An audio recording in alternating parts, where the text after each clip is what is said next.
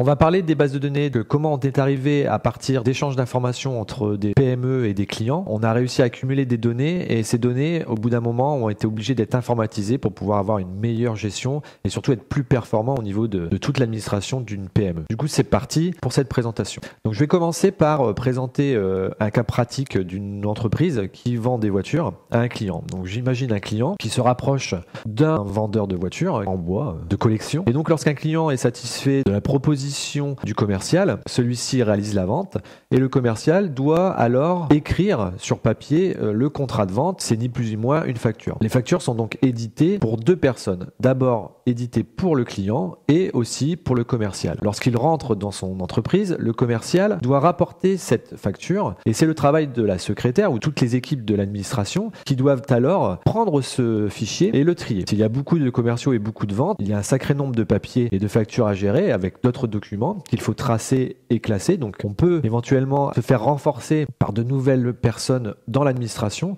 mais ça devient vite ingérable, au point même de pouvoir parfois nuire à l'entreprise. C'est là qu'est intervenue l'informatique. Plutôt que de tout ranger sur papier, on a commencé à utiliser les tableurs. Les tableurs, ça a cette forme-là. C'est un fichier de données avec des colonnes et des lignes où on rentre des informations. Par exemple ici, j'ai une colonne de nom, de prénom, d'adresse, ce sont mes clients.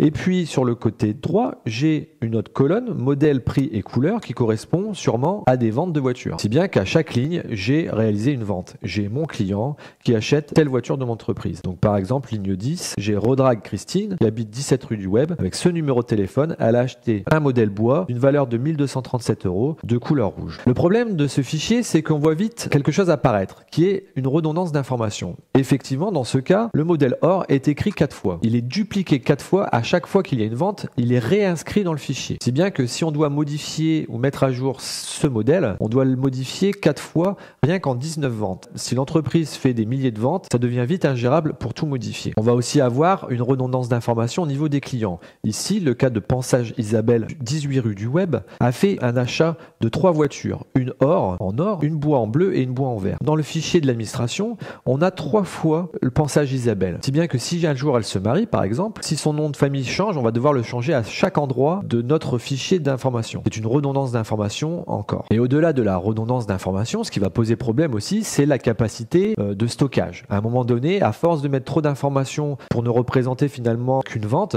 on se retrouve à dupliquer des milliers de données, si bien qu'au niveau de l'espace de nos serveurs, on va vite atteindre saturation. Il y a un autre problème au niveau de ce fichier, c'est la corruption de données. Effectivement, les fichiers, on peut les modifier comme on veut. Il n'y a pas de contrainte relationnelle. Si bien qu'ici, dans ce cas-là, le modèle or ici, qui est un modèle or de couleur or, il a été modifié par argent. Ça ne pose pas de problème. Sauf que normalement, un modèle or de couleur or, c'est un certain modèle. Et là, apparemment, Madame Pensage a acheté ce modèle-ci, mais dans le fichier, c'est marqué que c'est de couleur argent. Or, elle a acheté un modèle or de couleur or. On a donc un problème de corruption de données. Et ça, c'est beaucoup plus grave, parce que là, j'ai modifié la couleur argent, mais j'aurais pu modifier pas mal de cases dans ce fichier, un peu partout, sans que Excel me dise quelque chose. C'est mon droit le plus strict de faire ce que je veux dans mon fichier. Sans parler de malhonnêteté, si quelqu'un fait pas attention à ce qu'il fait dans le fichier, il peut vite corrompre des données importantes d'une société. Alors comment on va corriger tous ces problèmes de fichiers Excel? Eh bien la première étape, qui consiste seulement à diviser le fichier en plusieurs fichiers. Si bien que plutôt que d'avoir un fichier où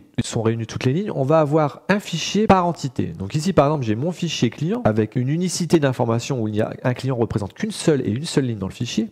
Un fichier produit où un produit est identifié que sur une seule ligne, c'est-à-dire qu'on ne peut pas avoir plusieurs fois le même produit dans le fichier. Et pour réaliser les ventes, en fait, on va s'occuper que des numéros de produits et des numéros de clients. Si bien que dans ce fichier achat, je vais dans la colonne client mettre le numéro du client qui a acheté le produit et dans la case modèle, je vais mettre le numéro de modèle. Alors si vous voulez, je vais prendre un exemple. Par exemple, le modèle 9 ici, c'est le client Ludivine Pascal parce qu'il est identifié par le numéro 9. Et le produit numéro 6, c'est un produit or, il est identifié dans cette table-là. Donc on a bien Ludivine Pascal qui achète un modèle or. Ici, Madame Rodrag Christine, c'est la cliente numéro 10, elle a fait 2 achats. Elle a acheté à la fois un 6 et un 5, ce qui correspond à un modèle bois bleu et un modèle or. Et bien dans mon fichier achat, j'ai juste l'information comme quoi elle a acheté ces modèles, mais si Madame Rodrag décide de se marier, elle peut changer de nom, ça posera pas de problème dans mon fichier d'achat, puisque c'est la cliente numéro 10 et elle seule qui a acheté les modèles 6 et 5. Du coup, si elle change de nom, c'est pas de problème, on la retrouvera grâce à son numéro, le numéro 10. Alors, on a résolu le problème de redondance d'informations, mais il nous manque un peu de précision sur la corruption de données. Parce qu'effectivement, chez Excel, rien ne m'interdit d'aller prendre une cellule et de modifier ce que je veux. Ici, j'ai mis le numéro 45 pour le produit numéro 165, le modèle de voiture 165. Il n'existe pas du tout dans la base. Il y a donc une corruption de données. Alors, pour résoudre ça, une base de données, du coup, c'est un ensemble de fichiers, comme les fichiers Excel, les différents classeurs, qui vont être réunis dans une seule base. Donc, on aura plusieurs tables dans une base. Et en fait, en plus d'Excel, une base de données va avoir des contraintes relationnelles. Ça veut dire qu'elle va nous imposer certaines règles. Par exemple, dans le cas des clients et des produits, la base de données nous interdira de mettre le numéro 45 et 46. Alors, les fichiers d'une base de données, donc les tables, sont stockés dans une base de données. Et une base de données est stockée elle-même dans un serveur. Et on peut stocker plusieurs bases de données dans un même serveur. Le plus connu, c'est MySQL puisqu'il est gratuit et son nouveau nom MariaDB va le remplacer. Si on travaille dans une entreprise, on peut avoir des bases de données de type Oracle, du constructeur Oracle ou de Microsoft. Ils sont bien sûr payantes. Une base de données est stockée dans un serveur et pour communiquer avec le serveur ou la base de données, on utilise un langage de programmation entre guillemets qui est le langage SQL. C'est une façon de communiquer avec nos bases de données pour en tirer ce qu'on veut, pour ajouter des données dedans ou pour en supprimer, pour en modifier.